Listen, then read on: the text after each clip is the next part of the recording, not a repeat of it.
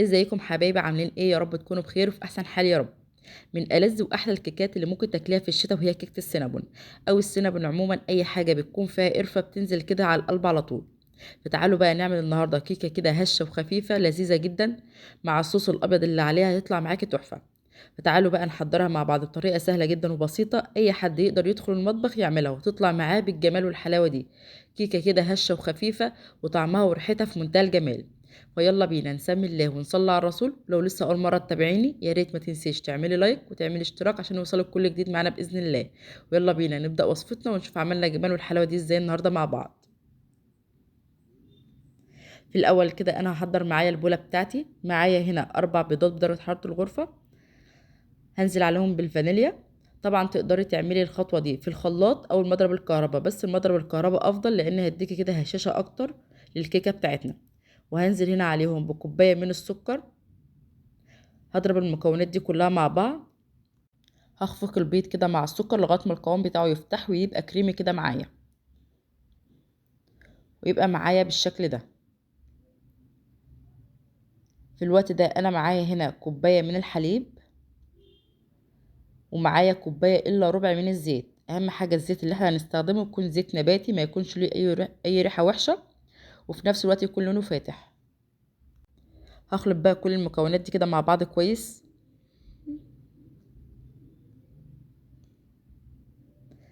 في الوقت ده انا بقى هنزل كده بالدقيق بتاعي. انا معايا هنا الدقيق بتاعي حوالي كوبايتين ونص من الدقيق، وطبعا لازم ننخلهم كويس جدا. دي اول كوبايه ودي الكوبايه التانية، ومعايا كمان نص كوبايه، يبقى كده خليط الدقيق بتاعي كوبايتين ونص.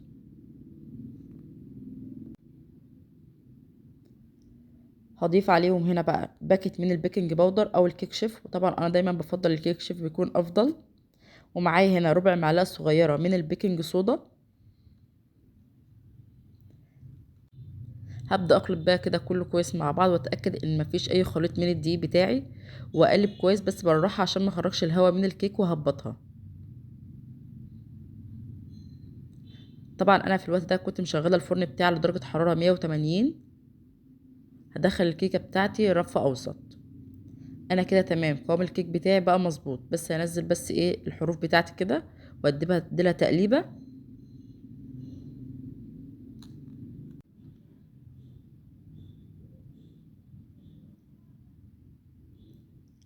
هاخد هنا بقى من الخليط بتاع الكيك بتاعي كوبايه كده، او بالمغرفه هاخد كده مغرفتين منها، واضيف عليه بقى خليط الكاكاو والقرفه.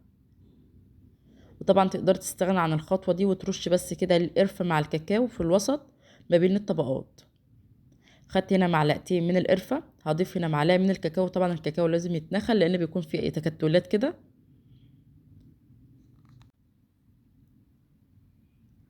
هبدأ بقى اقلبهم مع بعض لغايه ما اختلطوا كده خليط الكيك مع القرفه والكاكاو، لغايه ما يبقوا بالشكل اللي تشوفوه معايا دلوقتي. كده خلاص الخليط بتاعي جاهز. تقدري تحطيه بقى في كيس تلاجة او كيس كريمه لو متوفر عندك. انا حطيته في كيس تلاجة مفيش اي مشكله. طبعا انا جبت القالب بتاعي او الصينيه بتاعتي، كنت مبطناها كده بدهنه من الزيت ومبطناها من الدقيق. هضيف نص الخليط بتاع الكيك بتاعي،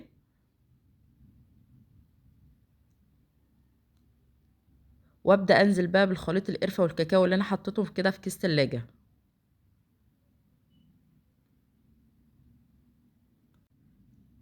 انا خليط القرفه والكاكاو ده انا سايبه منه معلقتين كده على جنب عشان احطهم على الوش. في الوقت ده انا هنزل باقي خليط الكيكه اللي معايا.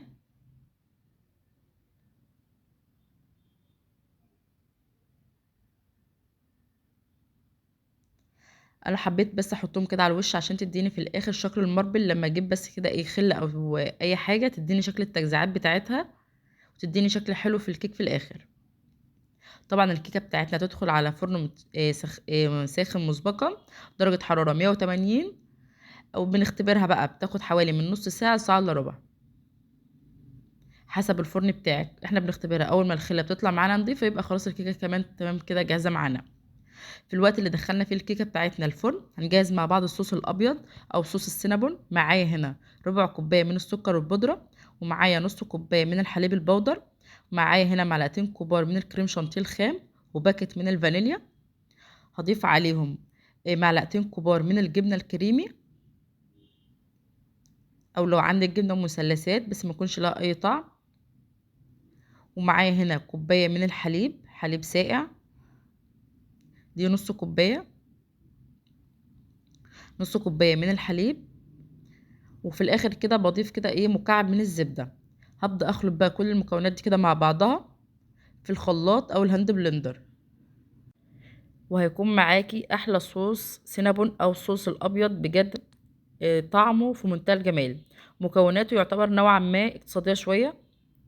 وبعد ما خلطناه يطلع معانا بالقوام ده هندخله التلاجة لغايه ما الكيكه بتاعتنا تطلع من الفرن. في الوقت ده الكيكه بتاعتنا كانت طلعت ما شاء الله، عايزه اقولك ريحتها في منتهى الجمال.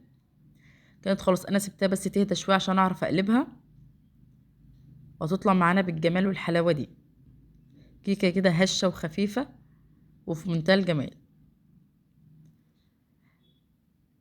طبعا لازم نسيبها تهدى شويه وتبرد من الحراره بتاعتها او تبرد تماما لو انت مش مستعجله عليها. وبعد كده نضيف بقى الصوص الابيض بتاعنا.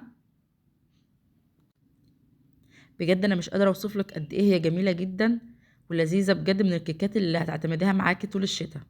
وخصوصا بقى لو انت من محبين القرفه بقى مع الكاكاو، لان الريحه بتاعتها خطيره. انا ساعات بسيب شويه كده من الصوص على جنب عشان مثلا لو حبيت ازود وقت التقديم. انا حبيت بس ازينها كده بشويه من الكراميل وشويه كده من النوتيلا كانت متوفره عندي. لو مش متوفر عندك تقدري تستكفي بس بالصوص الابيض.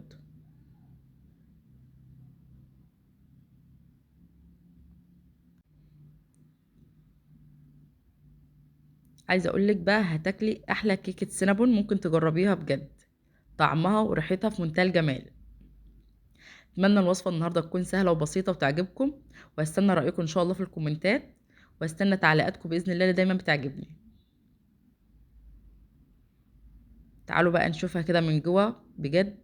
طعمها وريحتها خطيره.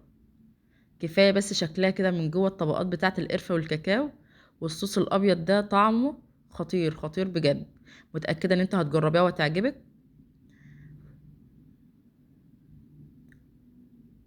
اشوفكم بقى على خير كده في فيديوهات تانية جديده. ويا ريت ما تنسوش تعملوا لايك وتعملوا اشتراك عشان يوصلكم كل جديد معانا باذن الله.